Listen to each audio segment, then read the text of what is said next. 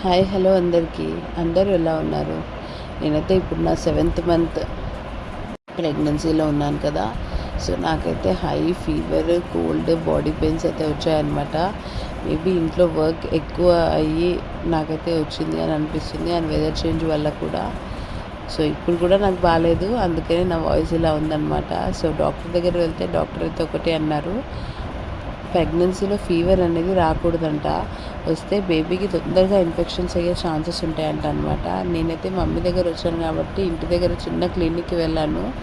Because నేను చూపించుకునే gynaecologist దగ్గర వెళ్ళాలన్నా, జర్నీ చేయాలన్నా నాకు ఓపిక లేకుండే. సో ఇంటి దగ్గర చిన్న క్లినిక్ అయితే వెళ్ళాను అనమాట.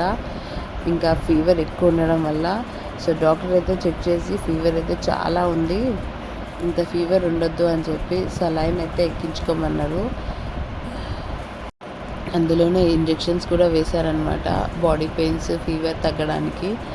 ఫస్ట్ సెకండ్ ట్రైమిస్టర్లో మనకి ఫీవర్ వస్తే మిస్క్యారేజెస్కి కూడా ఛాన్సెస్ ఎక్కువ ఉంటాయని చెప్పారు. So all the pregnant ladies, మీరు కూడా చాలా జాగ్రత్తగా ఉండండి, ఎక్కువ స్ట్రెయిన్ అయితే అవ్వద్దు.